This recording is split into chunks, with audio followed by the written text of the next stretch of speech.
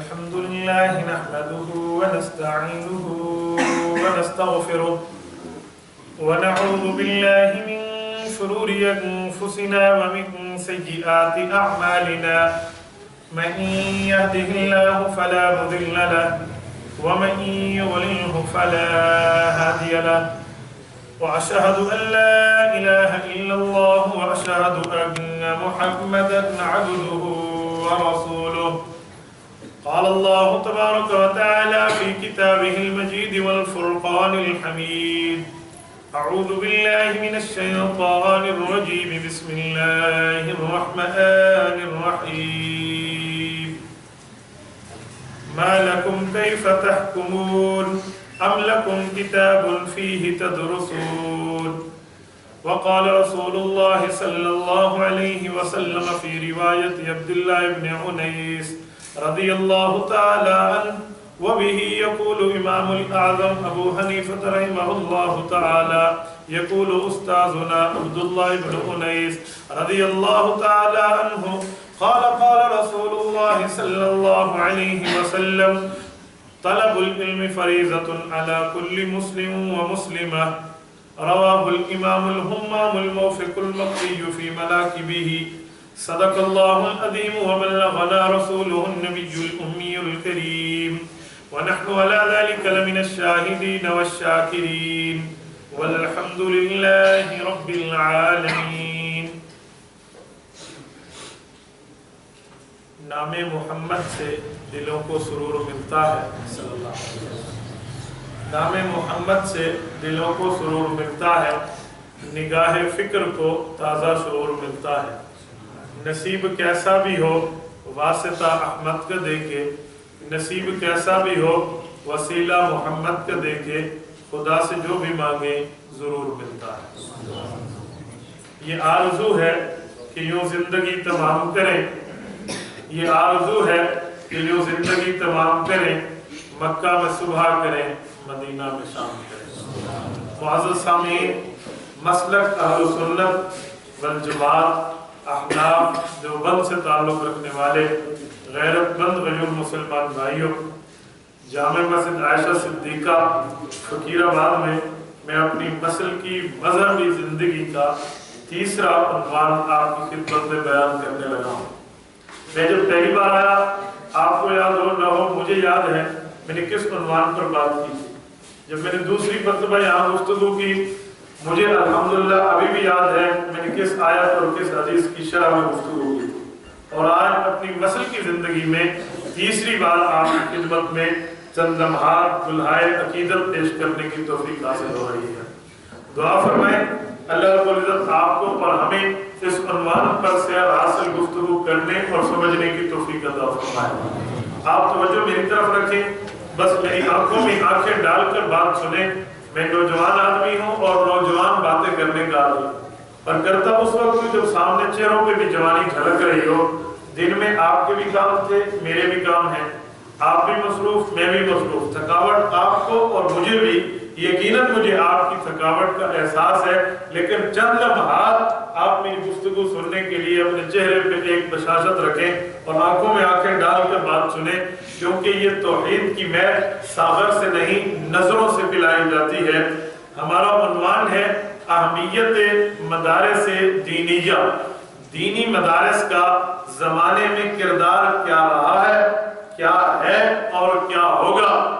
میں اس عنوان پر آپ کی خدمت میں آیت بھی اور اسی عنوان پر آپ کی خدمت میں حدیث پاک بھی پڑھ چکا ہوں. یہ سورت نمبر 68 ہے، سورت قلم ہے، آیت نمبر 36 اور 37 ہے، پارہ نمبر 29 ہے، رکوع نمبر 2 ہے. اس میں اللہ رب العزت نے درس، مدرسہ، گفتگو، بیان، استاد، شاگرد کے عنوان کو کس پیراگراف میں سمجھایا ہے. اور حدیث پاک میں میں نے مناقب موفق مکی سے پڑھی ہے. امام صدر الائمہ حضرت شیخ الاسلام مولانا موفق مکی رحمہ اللہ نے حضرت امام اعظم ابو حنیفہ رحمۃ اللہ علیہ کے واسطے سے ان کے صحابی رسول استاد حضرت عبداللہ بن انیس رضی اللہ عنہ کی روایت کردہ رسول اللہ صلی اللہ علیہ وسلم کی جو حدیث پڑھی ہے، میں اس کے مطابق گفتگو کرنے لگا ہوں. میں پہلی آیت اور حدیث پاک کا ترجمہ آپ کی خدمت میں نقل کر دیتا ہوں، پھر اس کے بعد اس عنوان کی تمہید ہوگی اور تمہید کے بعد میں نے اس پر دلائل پیش کرنے ہیں اور اٹھنے والے اعتراضات کا جواب دینا ہے۔ یہ 4 باتیں آج ہماری گفتگو کا محور، عنوان اور موضوع اور ٹاپک ہوگی۔ توجہ رکھنا، اللہ رب العزت نے سورۃ قلم کے اندر حضور پاک علیہ السلام کی زبان اقدس لوگوں سے ایک شکوہ کیا ہے، اس وقت کے منکرین سے ایک شکوہ کیا ہے۔ جب قرآن کریم اتر رہا تھا تو کچھ لوگوں نے صحابہ کرام رضی اللہ عنہم اجمعین کے اخلاص پر شک کیا، حضور پاک کے دعوے نبوت پر شک کیا، رسول اللہ کے نبی علیہ السلام کے نمائندہ خدا ہونے پہ شک کیا۔ تو اللہ رب العزت نے جس پیراگراف میں، جس حسن پیرائے میں ان کو جواب دیا ہے، میں وہ بات آپ کی خدمت میں نقل کرتا ہوں۔ اللہ رب العزت فرماتے ہیں ان للمتقین عند ربهم جنات النعیم۔ یاد رکھو یہ میرے صحابہ تقوی والے ہیں، نبی کے شاگرد پرہیزگار ہیں، ان کے لیے میں نے جنت النعیم بنائی ہے۔ ایک جنت ہے، ایک جنت النعیم ہے۔ ایک جنت اور جنت النعیم یہ 2 لفظوں کا معنی ایک ہے۔ آپ کو میں سمجھاؤں، جنت کا معنی باغ ہے، گارڈن ہے، اسے جنت کہتے ہیں۔ نعیم نعمت سے نکلا ہے، نعمت بھی اچھی جگہ، خوبصورت جگہ۔ تو جو گارڈن ہوتا ہے وہ بھی خوبصورت ہے، جس پر نعمت ہوتی ہے وہ بھی خوبصورتی ہے۔ تو اللہ نے ڈبل خوبصورتی کا ذکر فرمایا، فرمایا ان تقوی والوں کو، ان پرہیزگاروں کو میں جنت النعیم عطا فرماؤں گا۔ یہ جنت النعیم صحابہ کرام کو ان کے اتباع کرنے والوں کے لیے کہا گیا۔ کیوں؟ جنت الفردوس اس سے اوپر کا درجہ جہاں سے انبیاء کرام کی مٹی اٹھا کر ان کے جسم کو بنایا گیا ہے۔ خصوصاً رسول اللہ صلی اللہ علیہ وسلم کو حضور پاک فرماتے ہیں، یہ الخصائص الکبریٰ میں امام المحققین حضرت علامہ جلال الدین سیوطی رحمۃ اللہ علیہ نے لکھا ہے، نحن معاشر الانبیاء تنبت علی ارواح اہل الجنہ۔ حضور پاک فرماتے ہیں ہم انبیاء کی جماعت کی مٹی اللہ نے جنت سے اٹھائی ہے اور امام الانبیاء کے جسم کی مٹی جنت الفردوس سے اٹھائی ہے۔ جنت اور جنت الفردوس کا بٹوین ایریا، درمیانی حصہ، سنٹرل مقام جو ہے وہ جنت النعیم ہے۔ اللہ نے اس کا ذکر کیا اور اگلا لفظ یاد رکھنا، اللہ فرماتے ہیں کیا ایسا ہو سکتا ہے کہ میں مسلم کو مجرم، مجرم کو مسلم بنا دوں؟ یوں نہیں ہو سکتا۔ ما لکم کیف تحکمون، تم کس طرح فیصلہ کرنے لگ گئے ہو؟ تمہاری سوچ کیا ہے کہ مسلم اور مجرم ایک ہو جائیں گے، مومن اور کافر ایک ہو جائیں گے، نیکوکار اور گناہگار ایک ہو جائیں گے؟ کہا ایسی بات نہیں ہے۔ اگلا لفظ توجہ جو ہمارے موضوع سے ریلیٹڈ ہے، اللہ فرماتے ہیں ام لکم کتاب، کیا تمہارے پاس کوئی آسمانی کتاب آ چکی ہے، فیہ تدرسون، جس سے تم درس دیتے ہو، مدرسے کی بنیاد رکھتے ہو، آپ پڑھاتے ہو، کیا تمہارے پاس کوئی کتاب ہے؟ ان لکم فیہ، کیا اس کے اندر سے لما تخیرون، جو تم چاہو گے تمہارے لیے کل قیامت میں وہ ہوگا؟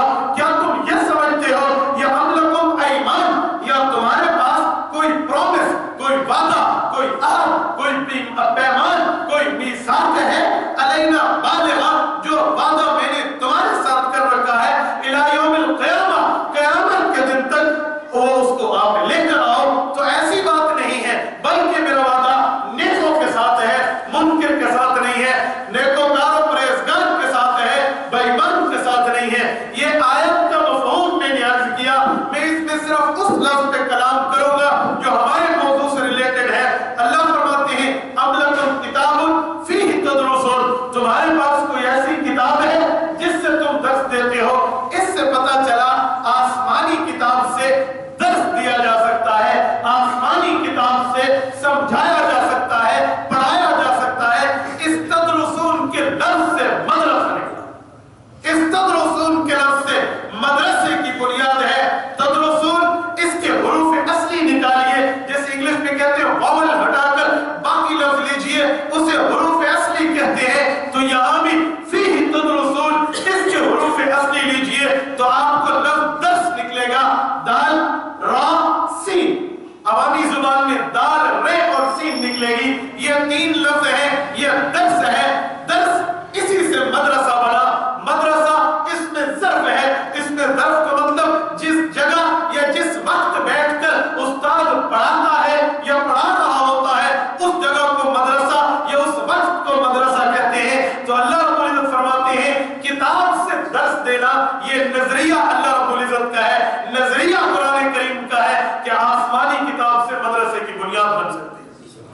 یہ میں نے آیت پڑھی. اب میں حدیث پاک پہ آتا ہوں، تو جو رکھنا مناقب موفق کے اندر صدر الائمہ حضرت موفق مکی رحمۃ اللہ علیہ، حضرت امام اعظم ابو حنیفہ رحمۃ اللہ علیہ آپ کے اور ہمارے امام ہیں، صحابہ کرام کے شاگرد ہیں، اپنے استاد سیدنا عبداللہ بن انیس رضی اللہ تعالیٰ عنہ سے ایک رسول اللہ کی روایت نقل فرماتے ہیں. یہ وہ روایت ہے جو وحدانی ہے. میں عوامی لفظوں میں آپ کو سمجھاؤں، وحدانی اس روایت کو کہتے ہیں جس میں محدث اور اللہ کے نبی کے درمیان ایک واسطہ، محدث حدیث بیان کرنے والا اور اللہ کے نبی کے درمیان کتنے واسطے ہو؟ ایک واسطہ جو صحابی ہے، صحابہ کے شاگرد کی روایت وحدانی ہوتی ہے. یہ پوری صحیح بخاری کی روایات اٹھائے، بہت بڑے درجے کی کتاب ہے، ایک روایت میں وحدانی نہیں ہے. صحیح مسلم اٹھائیے، ایک روایت میں وحدانی نہیں ہے. ترمذی، نسائی، ابن ماجہ، ابو داؤد، پوری سیاست تک کھنگال لیجئے، ایک بھی وحدانی روایت نہیں ہے. یہ خاصہ میرے امام ابو حنیفہ، یہ فضیلت امام ابو حنیفہ کی ہے، یہ صفت امام ابو حنیفہ کی ہے جس کے پاس وحدانی روایت ہے، ڈائریکٹ ایک واسطہ ہے. باقی کتابیں واسطہ در واسطہ ہے. امام بخاری نہیں فرماتے وَبِهِ قَالَ حَدَّثَنَا الْحُمَيْدِي قَالَ حَدَّثَنَا سُفْيَانُ قَالَ حَدَّثَنَا يَحْيَى بْنُ سَعِيدٍ الْأَنصَارِي أَنَّهُ سَمِعَ عُمَرَ بْنَ الْوَقَاصِ اللَّيثِيَّ يَقُولُ سَمِعْتُ عُمَرَ بْنَ الْخَطَّابِ عَلَى الْمِنبَرِ. ایک واسطہ دیا، يقول رسول اللہ، اتنے بندوں کا نام دیا. وَبِهِ قَالَ حَدَّثَنَا عبد الرحمن بن القاسم عن أبيه عن عائشة رضي الله تعالى. یہ آخری روایت کا واسطہ دیا. وَبِهِ قَالَ حَدَّثَنَا احمد بن اشقاق، پوری تفصیل دیتے ہوئے زرع سے، اور اس کے بعد جو ہے نا یہ ابو زرع سے، پھر ابو ہریرہ سے، پھر جا کر رسول اللہ صلی اللہ علیہ وسلم کے واسطے تک. اور یہاں امام ابو حنیفہ ڈائریکٹ صحابہ سے، پھر رسول اللہ، ایک ہی واسطہ ہے. اور یہ وحدانی روایت باقی محدثین کے پاس ایک بھی نہیں ہے. میرے امام کے پاس 22 ہے. یہ عنوان ہوتا ہے امام صاحب کا، پھر میں 22 کو فضائل پڑھتا جو میرے عنوان میرے امام کا ڈائریکٹ رسول اللہ سے تعلق ہے. میں ان میں سے ایک پڑھ رہا ہوں، توجہ رکھنا. عبداللہ بن انیس کے واسطے سے حضرت امام صاحب فرماتے ہیں رسول اللہ صلی اللہ علیہ وسلم نے فرمایا طلب العلم فریضۃ علی کل مسلم و مسلمہ. مسلمان مرد ہو یا مسلمان عورت، اس پر علم حاصل کرنا فرض ہے. اس علم کی تفسیر علماء لکھتے ہیں اتنا کہ 24 گھنٹے کی زندگی حلال حرام کے مطابق گزار سکتے. یہ جو ہے علم حاصل کرنا فرض ہے. آج کے دور ایمان سے بتائیے، میری وجہ سے نہیں، اپنے ضمیر کو سامنے رکھ کے آواز سے سمجھائیے، کسی کے منہ ملازے کی وجہ سے نہیں. 24 گھنٹے کی زندگی حلال اور حرام یہ سمجھ کے گزرے. یہ سبق کس جگہ سے ملتا ہے؟ بولیے. کالج سے ملتا ہے، انسٹیٹیوٹ سے ملتا ہے. میں مخالف نہیں ہوں، میں نے بھی یونیورسٹی پڑھا ہے، ہم نے بھی جو ہے کیا کہتے ہیں کالج اٹینڈ کیا. میں مخالف نہیں ہوں، لیکن میں اپنے وجہ ترجیح بیان کر رہا ہوں. مدرسے سے ملتا ہے یا نہیں ملتا؟ بولیے، بتائیں نا. یا آپ بتائیں کسی کالج میں حلال اور حرام 24 گھنٹے کی زندگی کیسے گزرتی ہے؟ آپ فرما دیں میں اپنا جملہ واپس لے لوں گا، میں اپنے اسٹیٹمنٹ واپس لینے میں مجھے کوئی یار نہیں ہے. تو یہ درس بھی مدرسے سے ملتا ہے. گویا رسول اللہ صلی اللہ علیہ وسلم کی حدیث بھی مدرسے کی بنیاد ہے. ٹھیک ہو گیا. یہ آیت اور حدیث کا ترجمہ. ذرا آگے چلتے ہیں.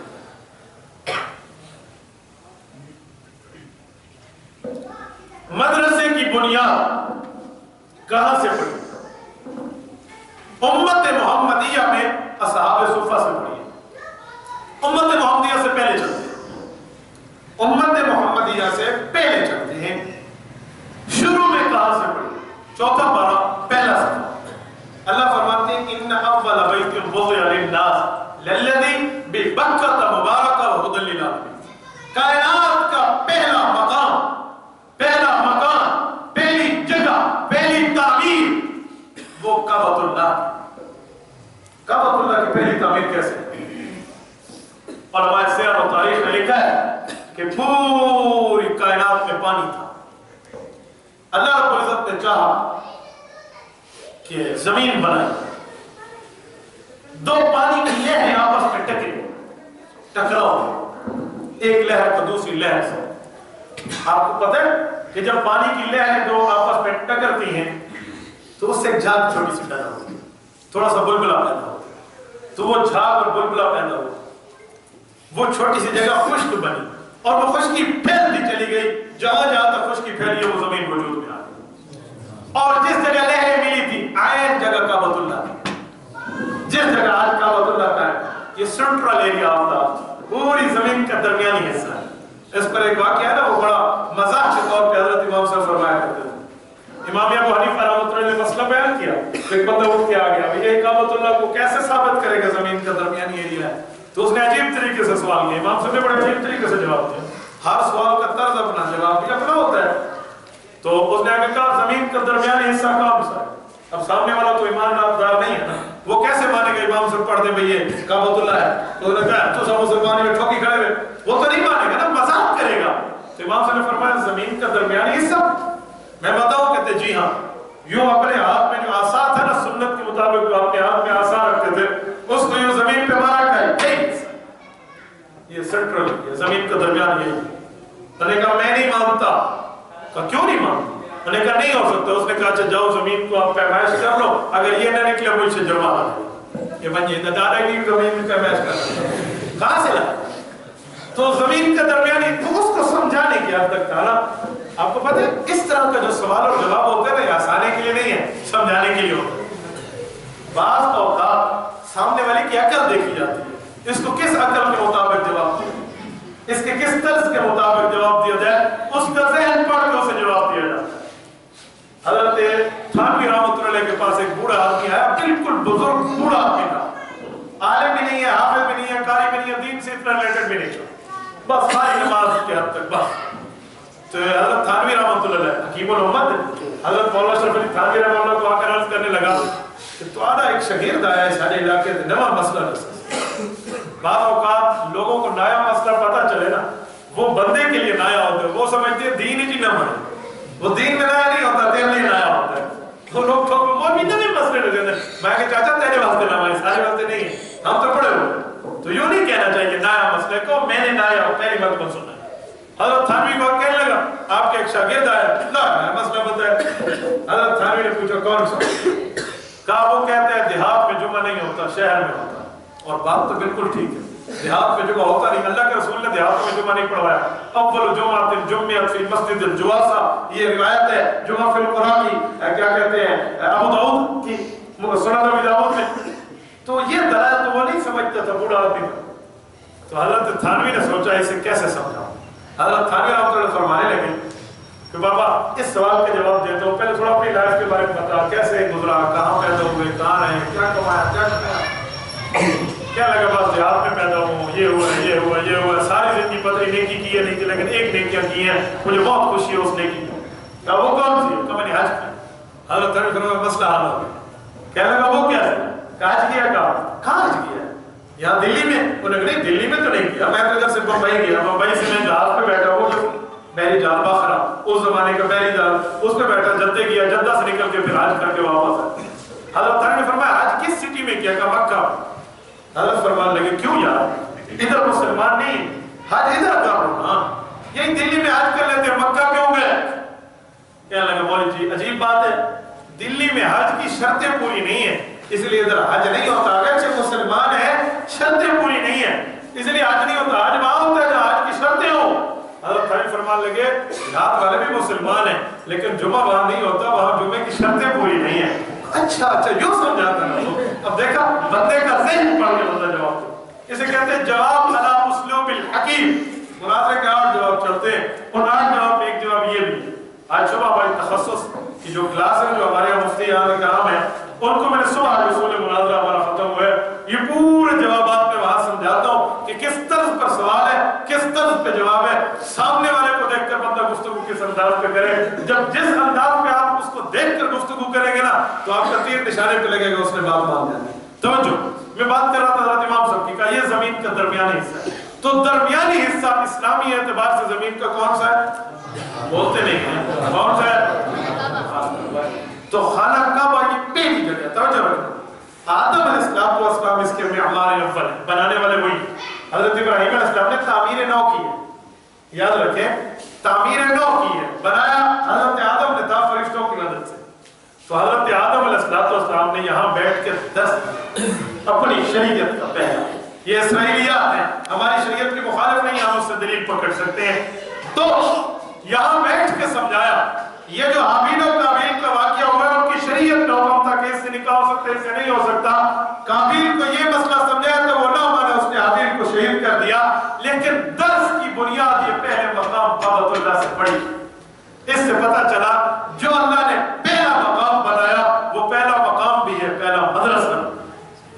اس سے اندازہ لگے مدرسے کی بنیاد کہاں ہے، مدرسے کی ویلیو کہاں تک ہے، حیثیت کہاں ہے، مدرسے کا جو ہے نا کیا کہتے ہیں بنیاد اور اس کی عالی شان ہونا کہاں سے ثابت ہے۔ یہ تین باتیں، میں چوتھی بات نقل کرتا ہوں۔ چھوڑیے لمبا ایک واقعہ انبیاء کرام نے بیت اللہ کے ساتھ کیا معاملہ کیا، درس کیسے چلا، میں امت محمدیہ کے مدرسے پہ آتا ہوں۔ رسول اللہ صلی اللہ علیہ وسلم کعبۃ اللہ سے لے کر کے کعبۃ اللہ میں عبادت حضور کو نہیں کرنے دیتے تھے کھلے عام، خود قرآن کہتا ہے کہ اخرجہ الذین اخرج یخرج میں اخراج کا معنی ہوتا ہے نکل جانا، نہیں، حضور مکہ سے نکلے نہیں ہیں، نکالے گئے۔ الذین اخرجوا فی دیارہم، نکالے گئے، خارج نہیں۔ اس سے پتہ چلا وہاں کرنا چاہ رہے تھے اسلام کی کام، لیکن وہ کرنے نہیں دے رہے۔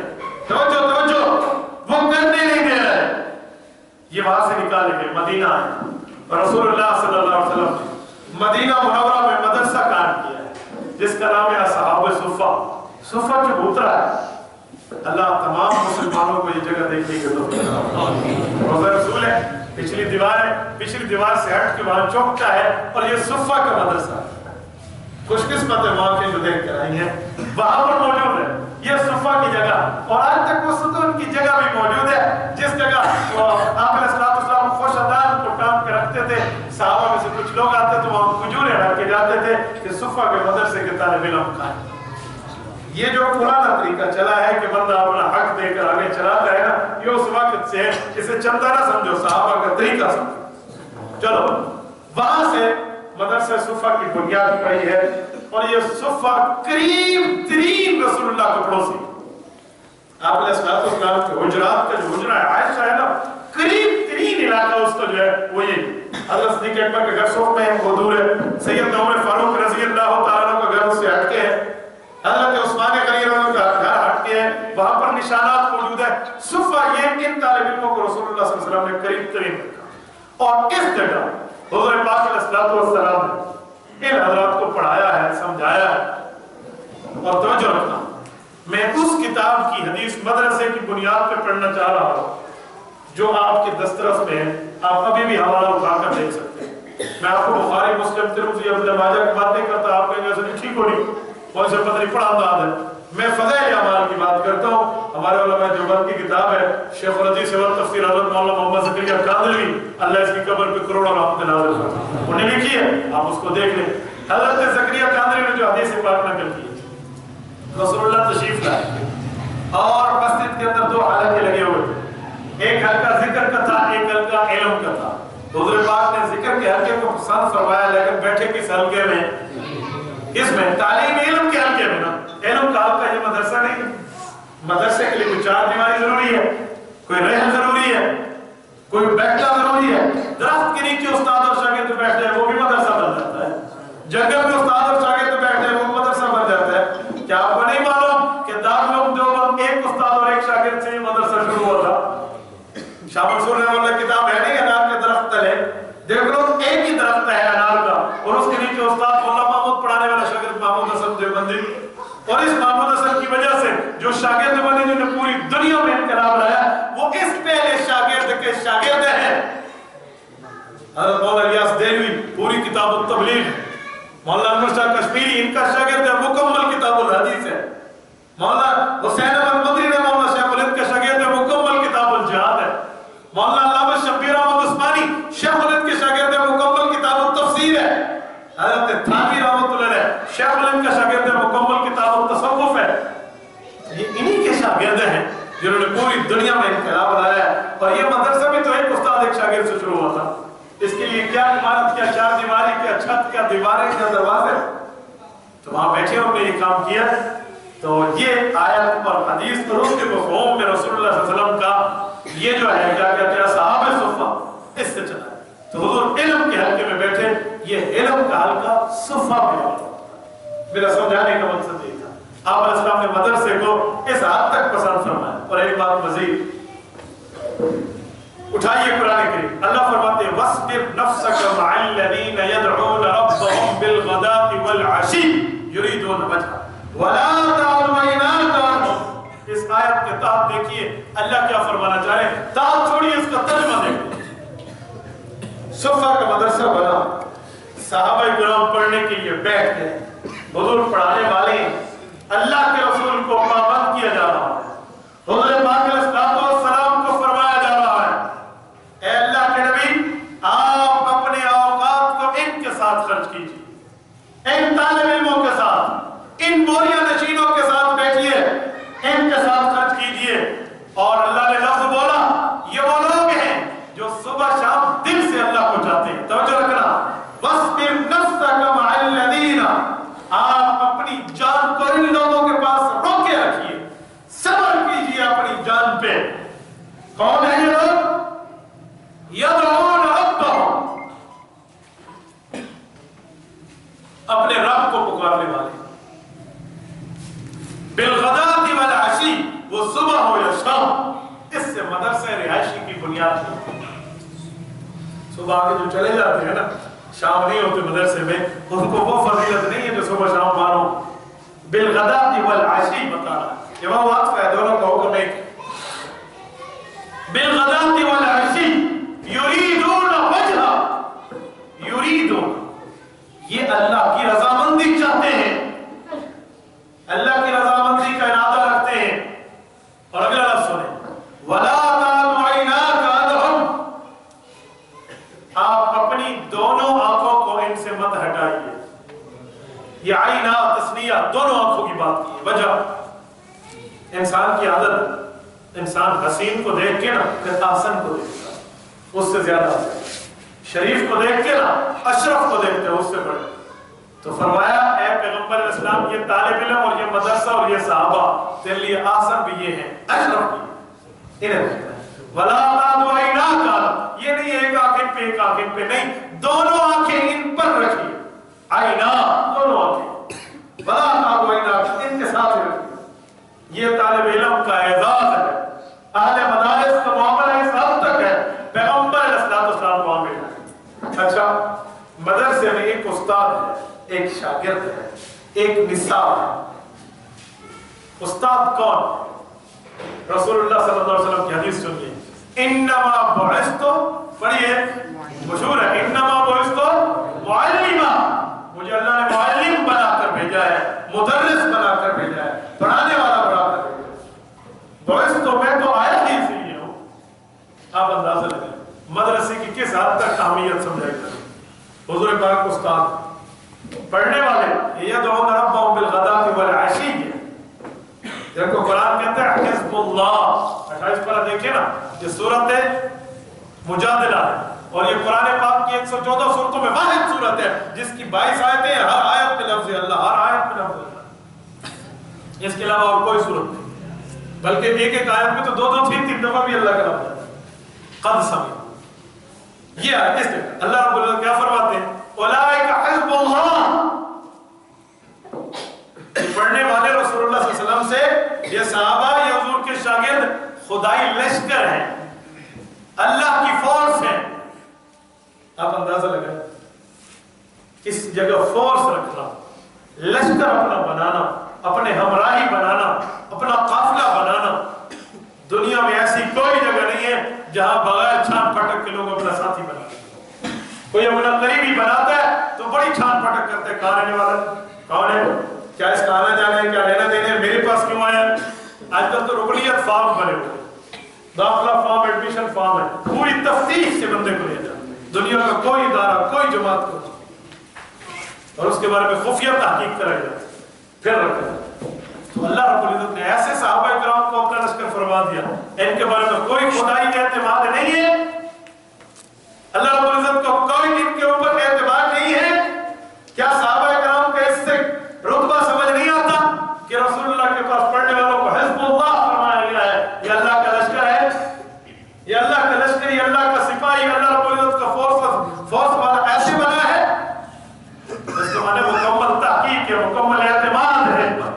اور ایک بات مزید عرض کرو، پڑھانے والے ہیں رسول اللہ، پڑھنے والے ہیں حزب اللہ، پڑھنے والے ہیں حزب اللہ۔ اور جس مدرسے میں ہے وہ مدرسہ یا تو ہے بیت اللہ اور یا ہے بیت رسول اللہ، اور جو نصاب ہے وہ ہے کتاب اللہ۔ مدرسے میں جب چار چیزیں اکٹھی ہو جائیں، استاد، شاگرد، کتاب جسے نصاب کہتے ہیں، اور مدرسہ، استاد رسول اللہ، شاگرد حزب اللہ، مدرسہ بیت اللہ، نصاب کتاب اللہ، پھر امتحان کی ضرورت آتی ہے کہ طالب علم نے پڑھا کتنا ہے، بچے نے سمجھا کتنا ہے، تو اللہ فرماتے ہیں اولئک الذین امتحن اللہ، امتحان لینے والا خود اللہ۔ اور امتحان کے بعد بچوں کو نتیجے کا انتظار رہتا ہے، رزلٹ کا انتظار رہتا ہے۔ قرآن نے کئی جگہ کہا ہے استاد رسول اللہ، شاگرد حزب اللہ، مدرسہ بیت اللہ، نصاب کتاب اللہ، امتحان لینے والا خود اللہ۔ اللہ کئی جگہ فرماتے ہیں، نتیجہ آیا رضی اللہ عنہم رضی اللہ عنہم ورضوان من اللہ اکبر۔ یہ قرآن کہتا ہے اللہ کی رضامندی تو سب سے بڑی چیز ہے، تو نتیجہ رضی اللہ۔ اب حیران کی کا مقام ہے مدرسے کو اللہ رب العالمین کو کتنی ویلیو۔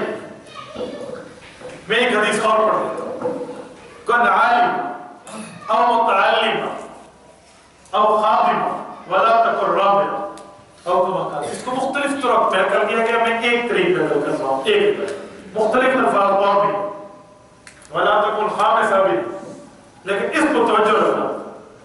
فرمایا حضور پاک علیہ السلام نے، اے لوگوں میں تمہیں تین طریقے بتا رہا ہوں، کل چار ہیں، جن میں سے تین بننا چاہو تو ان میں سے کوئی بن جانا، چوتھے طریقے کو اختیار مت کرنا۔ پہلا طریقہ کل عالم، دین کے عالم بننا، یہ پہلا طریقہ ہے۔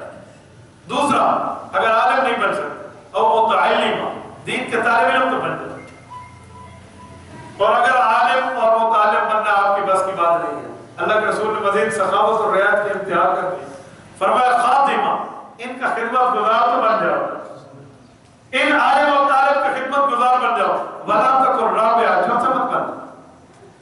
اس سے اندازہ لگے کس حیثیت میں کہا۔ یقین مانیں آپ بندہ طالب علم بن سکتے، اگرچہ عالم نہ بن سکتے، طالب علم ضرور بن سکتے۔ آپ روزانہ قرآن کریم کی ایک آیت پڑھ لیں، چاہے ناظر ہو چاہے حفظ ہو، آپ روز کی بنیاد پہ طالب علم۔ قرآن پاک حفظ کرنا میں نہیں کہہ رہا، حفظ کرے بہت بڑی فضیلت ہے، لیکن ایک آیت روزانہ بندہ پڑھ لینا، علم کا ایک باب پڑھنے پہ 1000 نہیں کی، علم کی ایک آیت سیکھنے پہ تو 100 نفع پڑھنے کا ثواب ہے۔ حفظ تو بہت بڑی چیز ہے، یقین مانیں ہمارے لوگ کہتے ہیں ہماری عمر بڑی ہو گئی، ہم سے قرآن حفظ نہیں ہوتا۔ میں اللہ کے قرآن کے سامنے بات کر رہا ہوں، غلط کوئی نہیں، یہ بات یہ اس طرح کی نا بڈھا توتا نہ بے کرے نہ تیتے، پکا ٹھکا بندہ لگا کوڑے۔ مولانا محمد صاحب کی مسجد ہے، جامع حافظ حیدر والی مسجد حیات النبی، میں نے خود دیکھے 106 سال کے عالم تھے، سال لگا رہے تھے، کہتے 98 سال کی عمر میں نے اولا پڑھنا شروع کیا ہے، آج 8 سال پورے ہوئے میں سال لگا۔ کون کہتا نہیں کر سکتا؟ یہ ایسی بات ہے، ہم سے نہیں ہوتا، ہم سے نہیں۔ آپ نے اپنے ذہن کی طاقت اور قوت کو دیکھا ہے، ہر بندے کو ذہین پیدا کیا جاتا ہے، یاد رکھیں کل مولود یولد علی فطرت الاسلام، یہ فطرت کے تحت محدثین لکھتے ہیں ہر بندہ پیدائشی ذہین ہے، یا ماحول یا کم ظرفی اسے بے وقوف بنا دیتی ہے۔ ماحول والے کہتے ہیں تو پاگل ہے، پانی کا شریر کمل ہے، تیرا ذہن نہیں چلتا، وہ خود کو بے وقوف سمجھنا شروع ہو جاتا ہے، یا خود اسے ہمت نہیں ہوتی، کب ہمت کی وجہ سے بے وقوف ہے، اس کے پتہ آ جاتا ہے، اس نے ذہن کی طاقت کو استعمال کرنا دیکھا نہیں۔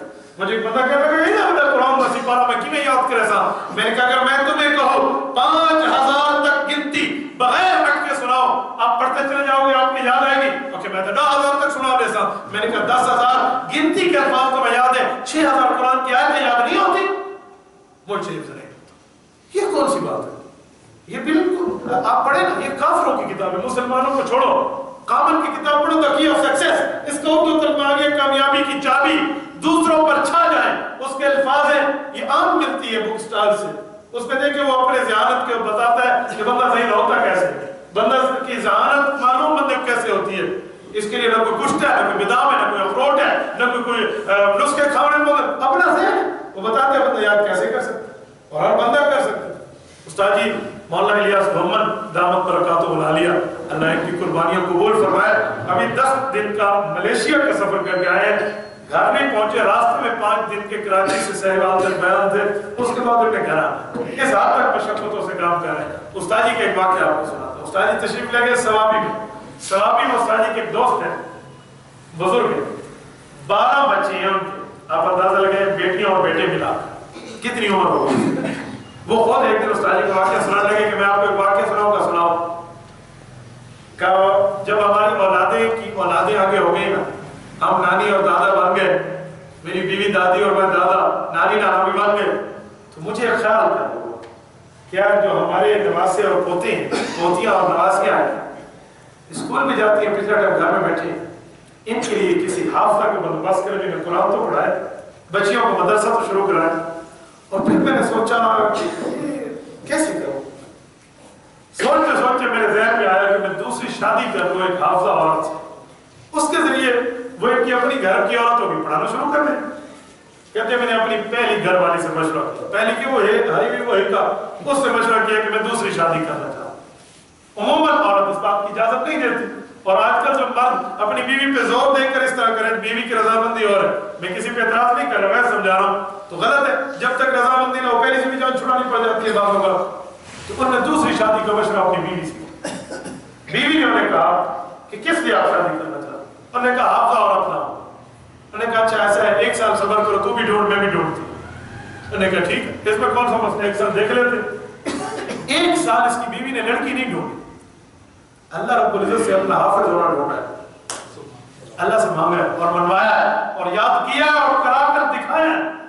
کہنے لگے 1 سال گزرا، میری بیوی نے مجھے بتایا آ جاؤ، میں آ گیا، کہا میرے سردار مجھے بتاؤ آپ دوسری شادی اگر کرنا اس لیے چاہ رہے تھے کہ آپ کی بیوی حافظہ نہیں ہے، یہ قرآن کریم میں سن لو، میں نے مکمل قرآن یاد کر، یہ 12 بچوں کی ماں ہے، عام عورت نہیں ہے۔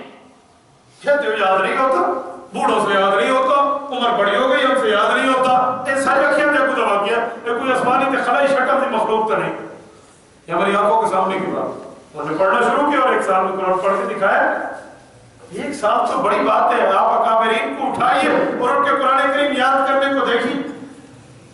حضرت شیخ الہند رحمۃ اللہ علیہ، شیخ الہند فرمانے لگے رمضان آ گیا ہے، تراویح سنانے کے لیے حافظ نہیں ہے، اور مالٹا کی جیل میں ہم قید ہیں، جزیرہ انڈمین۔ حضرت حسین احمد مدنی رحمۃ اللہ علیہ دن کو سپارہ یاد کرتے ہیں، رات کو تراویح میں سنا دیتے ہیں، یہاں 30 روزے پورے ہوئے اور ادھر سے 30 پاروں کا ہے، یہ شیخ العالم میں والا جب نہیں ہے۔ یہی مکمل کی مکمل کارگزاری مولانا شیخ الحدیث و تفسیر مولانا شیخ سلیم اللہ خان دامت برکاتہ کی ہے، انہوں نے بھی ایسے 29-30 دنوں میں حفظ کیا ہے۔ اور یہی قائد ملت اسلامیہ ہمارے استاد جی حضرت مولانا علی شریح حیدری شیخ رحمۃ اللہ علیہ کی 2 ماہ 22 دن میں حفظ کیا ہے گجرانوالہ جیل میں۔ جب باہر آئے نا تو اس وقت حکمران نے کہا ہم سے غلطی ہوئی، ہم باعزت بری کرتے ہیں، کہ نہیں تم نے اچھا کیا، مجھے باہر مصروفیت ہوتی، اندر تو میں جو نعمت لے کر آیا وہ باہر تو نہیں تھی۔ مولانا شریح حیدری شیخ رحمۃ اللہ علیہ حافظ جیل سے، اور یہی مولانا مسعود کا مختلف واقعات ہمارے علماء نے اس کو نقل فرمائے۔ تو قرآن یاد کرنے والا یہ طالب علم ہے، اور اس کی بنیاد پہ ایک لفظ ثم نظر قرآن کریم کی چھوٹی آیت ہے، یہ ثم نظر یہ 1 دن میں یاد کرنا مشکل ہے، چھوٹی چھوٹا حصہ روز یاد کرنا شروع کر دیں تو ایک وقت آئے گا اللہ پاک کرا دیں گے، ورنہ نہیں تو علماء نے لکھا ہے کہ جو حفظ کے دوران فوت ہو گیا اللہ قبر میں اس کا فرشتوں کے ذریعے حفظ مکمل کرا کے کل قیامت میں حفاظ کے رس میں اٹھائے۔ تو وہ تو جاری، اس لیے وہی حدیث ذہن میں رکھو، کن عالما او متعلما او خادما ولا تکن نابعا، یا عالم بن جاؤ یا متعلم بن جاؤ یا ان کے خدمت گزار بن جاؤ۔ چوتھا نمبر خدمت گزاری بندہ بن سکتا ہے، طالب علم بھی تو بن سکتا ہے، طالب علم واسطے مدرسے داخلہ ضروری ہے، روز آپ نہیں آ سکتے، آپ کاروبار میں ہے، اپنے آفس میں ہے، لیکن آپ روز کی بنیاد پہ ایک آیت کو سیکھ سکتے ہیں، اپنی اولادوں کو بھیجو، بچوں کو بھیجو مدرسے، اور یقین مانے جس کا مدرسے سے تعلق جڑ جائے، اللہ کی قسم جس کا مدرسے سے تعلق جڑ جائے اور جڑ جانے والے بچے کا تعلق ہو جاتا ہے، والدین کے لیے کل قیامت کا معاملہ پکا ہے۔ خوش قسمت ہے وہ والد جن کی اولاد حافظ قرآن ہے اور ان کے دلوں میں قرآن کریم موجود ہے، یہ پکے چھکے ماں باپ کے لیے سفارشی موجود ہے۔ حدیث پاک میں آتا ہے حضور پاک علیہ السلام فرماتے ہیں جس کی 2 اولادیں فوت ہو جائیں اس کی بھی جنت پکی. ایک صحابیہ بیٹھے تھے، اس کی ایک بچی فوت ہوئی. انہوں نے کہا یا رسول اللہ واحدن، حضور نے فرمایا فواحدن، ایک ہو جائے. تو فرمایا ایک بچی بھی دنیا سے گئی تو جنت پکی. اور اما عائشہ صدیقہ رضی اللہ عنہ سن رہی تھی، خواتین کا بیان تھا. اما عائشہ کی اولاد نہیں ہے. فرمایا یا رسول اللہ جس کی اولاد نہ ہو، عائشہ میں سمجھ گیا ہوں اس کے لیے میں محمد کافی ہوں.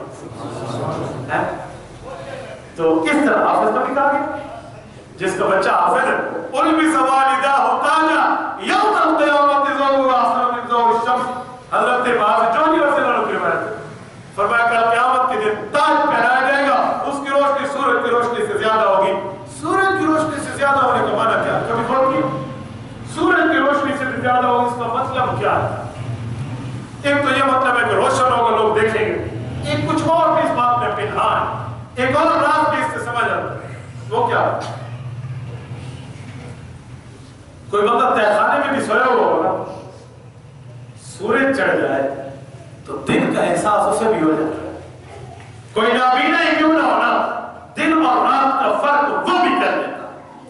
کیوں؟ سورج چڑھ جائے، دن اور رات اسے بھی سمجھ ضروری ہے، روشنی دیکھ کے پتہ چلے. فرمایا حافظ کے والدین کو یہ انعام ملے گا تو اس وقت کا اندھا بھی سمجھ جائے گا یہ انعام اس کا ہے. اس حد تک اسے روشنی وہ تاج پہنایا جا رہا ہے. یہ ہے ذو احسن من ذو الشمس فی بیوت الدنیا فما ظنکم بالذی عمل بہذا. حضور فرماتے ہیں یہی خوبصورتی اگر تمہارے گھروں میں ہو اور پھر اس کے بعد اس قرآن کا عامل بھی ہو تو پھر دیکھو کیا چاہتا. اور یہ حافظ بچہ جو مدرسے میں پڑھنے والا ہے، جو اس مدرسے آیت حدیث صحابہ کا اجماع اور اس سے جڑنے والا ہے، اس کی شان کل قیامت میں سفارشی. اشرۃ من آل بیتی کلہم وجبت علیہم النار. فرمایا خاندان کے 10 بندے پکے ہیں جن پر جہنم واجب ہو چکی ہے، سفارش کر کے جنت لے جائے گا. آپ اندازہ لگائیں یہ بندوں کو لے کر جائے. گویا مدرسوں میں صرف طالب علم نہیں بنتے، مدرسوں میں وقتی طور کے حافظ نہیں بنتے. مدرسے کا تعلق تو قیامت تک کا ہے. یہاں ہمارے سفارشی بنتے، یہاں ہمارے سفارشی بنتے. اور یہ سفارشی ہے، اسکول پڑھائے وہ فن ہے، یہ علم ہے. علم میں اسکول کی باتوں کو علم نہیں کہتا، معلومات کہتا. وہ اس وقت تک ہے جب تک آپ کی آنکھ بند نہیں. جب دنیا کی آنکھ بند ہوئی ہے اس کے لیے اپنے بریک آگے اس علم نہ چل رہا ہے، اس مدرسے والے. اور سفارشی میں اس پر ایک بات آپ کو کہوں، اللہ اکبر، سفارشی کی عزت بھی کی جاتی ہے، اس کے ترلے بھی کیے جاتے ہیں. کسی جگہ سفارش کروانی ہو کسی بندہ اس کو ساتھ لے جاتے ہیں تو اس کی گاڑی پہ پیٹرول بھی ڈلواتے ہیں، اس کو کھانا بھی کھلاتے ہیں، اس کو لے بھی جاتے ہیں کام پر. طالب علم کی جو ہم قدر کرتے ہیں نا، وہ اپنے لیے کرتے ہیں کہ کل قیامت میں ہمیں بھی کوئی فائدہ ملے، اس لیے اس کے ساتھ تعاون کیا.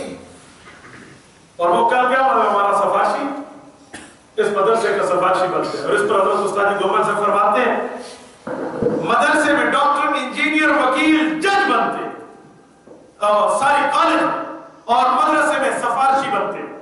وہاں ڈاکٹر ہے، وکیل ہے، انجینئر اور یہاں سفارشی. ان کو ان کا کبھی آپس میں کمپٹیشن، مقابلہ، تقابل کر کے تو دیکھو.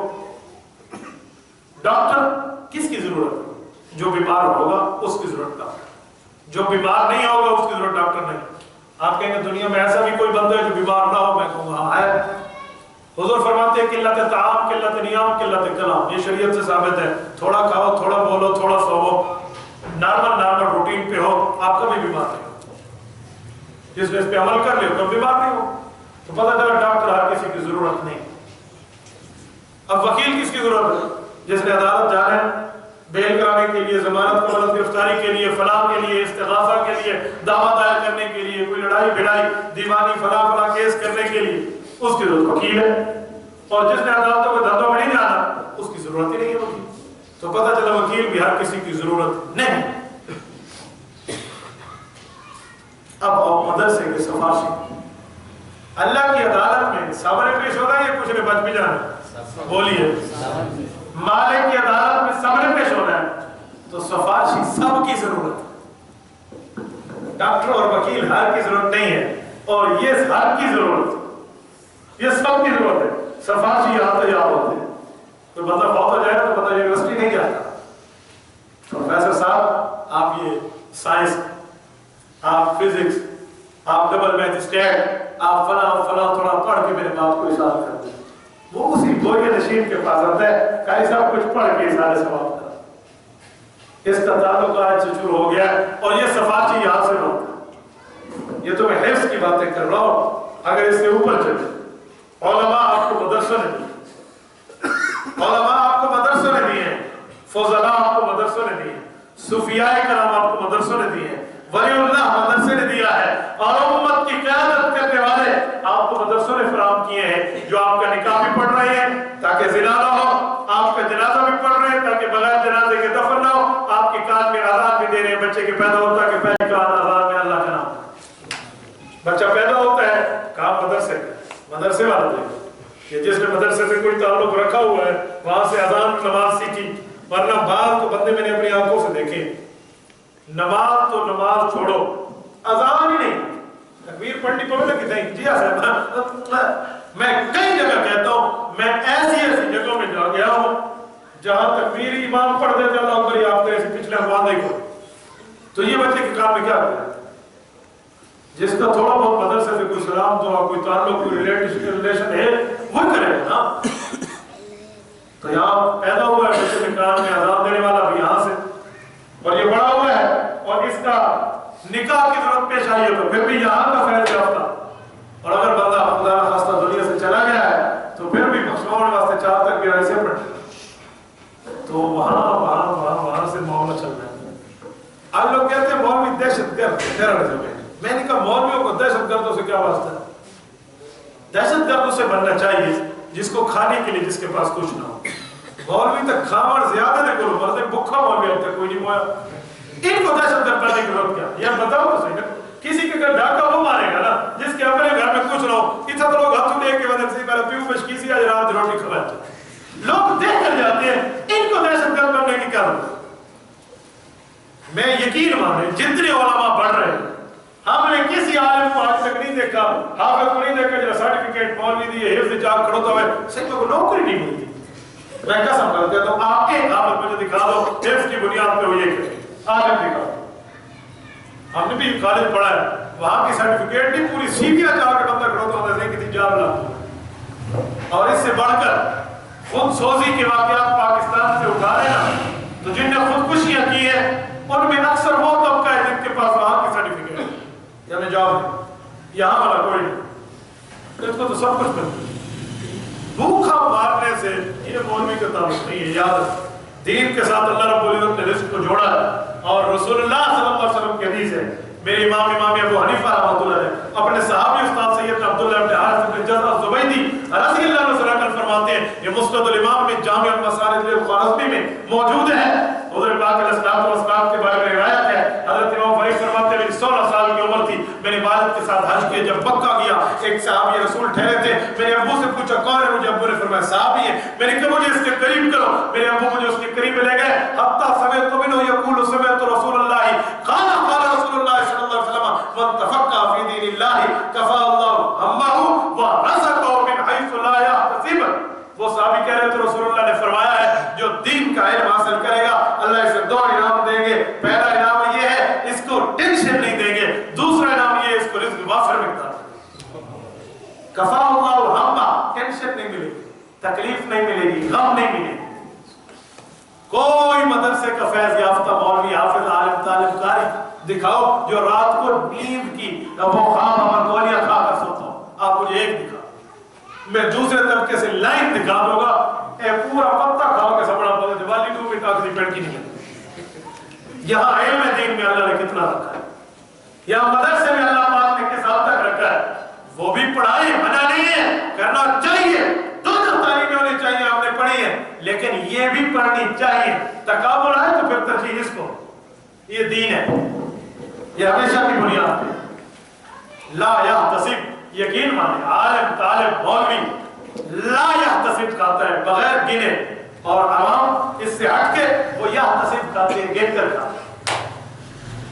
میں یقین مانے آپ کو کئی علماء بتا سکتا ہوں، وہ کہتے ہیں معلوم ہی نہیں ہوتے ہمارے فنڈ میں بھی کتنے پیسے، بس موقع پہ اللہ نے پورے کر دیے۔ یہ میں پرانوں کے واقعات نہیں سنا رہا، میں آپ کو اپنے حالات یہاں کے علماء کی بتا رہا ہوں، آنکھوں دیکھی باتیں سمجھا رہا ہوں۔ اللہ تعالیٰ فرماتے ہیں کوئی جاب کی ٹینشن کچھ بھی نہیں، کوئی تکلیف نہیں، اللہ دے گا اور خدا کی قسم دے گا، اور اللہ ایسے دے گا ادھر اللہ دے گا چھت پھاڑ کے ایسے ہی ملتا ہے۔ میں کئی بار جو میرے ساتھ گاڑی میں چلنے والے ہیں ان کو اپنا تجربہ کرا چکا ہوں کئی بار کی بات۔ اللہ رب العزت فرماتے ہیں لیکن دین کے علم کے ساتھ، دین کے علم کے ساتھ۔ یہ کل رات کی بات، ہمارے محفل میں ایک دو بندے اگر کہتے ہیں بطور گواہ کریں گے، بہت بڑے کافی سے ان کے بارے میں کیا پروگرام تھا، ہم نے کھانا کھایا، کھانے کے بعد مجھے میزبان نے کبھی ان کے پاس جانا ہے، میں نے کہا واہ، میں نے کہا مولوی نے کو ہاتھ پہ لو۔ میں کل گیا، بیٹھے وہاں دعا کرایا، ان سے دم کروایا، اس کے بعد جوتی جوڑی صرف میری نہیں پوری گاڑی والا، اور ہمارے لڑکے رو پڑے، کہنے لگے استاد یہ صرف دین کی برکت ہے کہ اتنا بڑا آدمی جوتی سیدھی کر رہا ہوں۔ یہ صرف دین کی بنیاد ہوتا ہے، بندہ دین پھر تکبر نہیں کرنا چاہیے، پھر بڑا پر نہیں ہونا چاہیے، پھر اگر بڑا پر اور تکبر آ گیا تو پھر ساری نیکی برباد اور گناہ نازل۔ لیکن دین کے ساتھ جڑو، ان اللہ یرفع بہذا الکتاب اقواما، اللہ اوپر رکھتے ہیں اور ایسے رکھتے ہیں جیسے آپ۔ تو یہ مدرسے کی اہمیت اور مدرسے کا کردار یقین مانے ہر دور میں رہا ہے، ہر دور میں۔ اندھا مان لیتے نا، اندھا وہ کوئی مولوی پڑھا کے تمہارا امام پڑھا ہے۔ آج کل تو بہت اچھا الحمدللہ ماحول چل پڑا ہے کہ انگلش میڈیم کے بچے بھی مدرسے پڑھنے آتے ہیں، ورنہ پرانے میں ایک سے بیٹھے باقی حضرات یہ رکھ سو اکھو کنو یہ آئے وہ مدرسے دے حوالے تو سونے باہر سکول دے سونے سے مراد ہے جس کا ذہن کام کرتا ہے وہ سکول دے، تو یہ رکھ سو بک کا اولاد ہے جو نکما مویا سمجھیں دے وہ شدہ مدرسے، اور علماء نے اس پر محنت کر کے تمہارے امام بنائے۔ اور پوچھو گا دیکھو والد نکما سمجھتے ہیں، اس پر محنت کر کے لوگوں سے شاخ و قربہ بنا دے۔ حضرت استاد جی قاری عبدالسبحان دامت برکاتہ العالیہ کی مثال آپ کے سامنے نہیں، ہمارے استاد ہے قاری عبدالسبحان دامت برکاتہ، کیا آواز ہے اس شخص کی، کیا اللہ پاک نے لہجہ عطا فرمایا، کیا عزت عطا فرمائی اللہ، اور آنکھوں سے نبینا ہے، دل سے بینا ہے وہ آدمی۔ آپ نے ان کی کرامات نہیں سنی، میں سناتا ہوں۔ رات خواب دیکھا ہے کہ سفید کپڑا رسول اللہ صلی اللہ علیہ وسلم دے رہے ہیں، بہت سالوں پہلے کی بات ہے، میں چھوٹا تھا، والد سے بھی زندہ تھے، مولانا عظیم سے بھی انہوں نے تعبیر پوچھی تھی نا، رسول اللہ صلی اللہ علیہ وسلم نے خواب میں چھوٹا سا سفید کپڑا دیا، صبح اٹھے تو وہ کپڑا ان کے ساتھ موجود تھا، بچوں نے بتایا کہ سفید کپڑا ہو گیا تھا، رات میں خواب میں حضور کو گئے تو ڈر گئے کہ پتہ نہیں کفن، مولانا عظیم سے نے فرمایا اللہ پاک تجھے سفر عطا فرمائے گا، اور وہ کر کے آئے حرم ہے۔ تو یہ نہیں معاملہ سامنے آتا، دین کے ساتھ اللہ کیا کیا چیزیں عطا فرماتے ہیں۔ حضرت نانوتوی رحمۃ اللہ، اس شخص کی وفات 48 سال کی عمر میں، 48 سال کے مولانا قاسم نانوتوی نے وہ کارنامے ہائے سر انجام دیے ہیں۔ شیخ الہند فرماتے ہیں آنے والی 2-3 صدیاں اس شخص کے علوم سے فیض یاب ہوتی رہی۔ حضرت نانوتوی ایک جملے میں معاملے کو حل کرنے والی شخصیت ہے، اور یہ معاملہ سارا اس کے مدرسے سے پڑھا ہے۔ ایک ہندو نے ایک دن کہا تھا کہ آپ اپنے مردوں کو دفناتے ہیں، ہم تو جلا دیتے ہیں، آپ دفناتے کیوں؟ انہوں نے کہا خزانہ دبایا جاتا ہے اور کچرا جلایا جاتا ہے۔ ایک جملے میں بات کو حل کرنے والا شیخ نانوتوی ہے، اور یہ مدرسے سے ملا۔ شیخ الہند رحمۃ اللہ تعالیٰ علیہ کی بات کی کہنے والے اس وقت ترکی کے فرما روا، افغانستان کے فرما روا، اور یہ سارے معاملے یہیں سے تھا۔ عالم کا کردار ہر معاملے، اور علماء جس فیلڈ میں گئے یا پیچھے گئے، مدرسے والے جس معاملے آپ کہیں بھی دیکھیں، میں تو کھلی بات کرتا ہوں، وہ میدان سیاست سے لے کر میدان تصوف تک اللہ نے تمام چیزیں علماء پر ختم کر دی، ایسے انداز کو عطا فرمایا۔ تو مدرسوں سے جڑو، مدرسوں کی بنیاد والے بن جاؤ، مدرسوں کے ساتھ تعاون والے بن جاؤ۔ مسجد اور مدرسہ یہ دین کی بنیاد، یہ دین کی نشانی ہے۔ یہ مینار جو ہے نا، مینار جو ان پہ مینار ہوتا ہے، مینار کا معنی کیا ہے؟ نور، روشنی کی جگہ، اس سے روشنی کو پہچانا۔ تو اس مدرسے کی بنیاد پر، ان کے ساتھ تعلق کی بنیاد پہ کل قیامت میں ہمارے ایمان کو پہچانا، اپنی اولادوں کو، اپنے بچوں کو ان میں داخل کرائیں، یہی ان کے ساتھ سب سے بڑا قانون ہے۔ اور اس سے خیر بندہ حاصل کرے اور اس بنیاد پہ بندے کی دنیا بھی بنے گی آخرت بھی بنے گی. ربنا آتنا فی الدنیا حسنہ وفی الآخرۃ حسنہ. دنیا بھی اچھی آخرت بھی اچھی. لیکن بندہ مدرسے کے ساتھ جڑنے والا ہو, مدرسے کے ساتھ تعاون رکھنے والا ہو, اور مدرسہ اس میں آؤ گے ایک بہت بڑی فضیلت. وہ کیا ہے؟ آپ کو استاد کی صحبت ملے گی, وہ اپنے استاد سے, اس کا اپنے استاد سے, اس کا اپنے استاد سے, اس کا اپنے استاد سے. یہ ایک سلسلہ ہے. سلسلہ میں زنجیر کو کہتے ہیں. زنجیر کی ایک کڑی دوسری کڑی سے جڑی ہوتی ہے. یہ کڑی جاتے جاتے ہمارے سب سے بڑے استاد محمد رسول اللہ صلی اللہ علیہ وسلم. یہاں علی پر ہماری استادی شاگردی کا تسلسل اور تعلق شاگردی کا قائم امام الانبیاء سے, اور اب رسول اللہ صلی اللہ علیہ وسلم کے واسطہ در واسطہ در واسطہ در واسطہ شاگرد. یہ کم فضیلت ہے جو اس جگہ بیٹھ کر ہوتی ہے. اس سے بڑھ کے مدارس دینیہ کی اہمیت آپ کیا سمجھیں گے. اللہ رب العزت آپ کو ہمیں اس مدرسے کی قدر کرنے کی توفیق عطا فرمائے, ان مدارس کی عظمت ماننے کی توفیق عطا فرمائے, اور مدارس دینیہ کو اللہ رب العزت دن دگنی رات چگنی ترقیات عطا فرمائے. وآخر دعوانا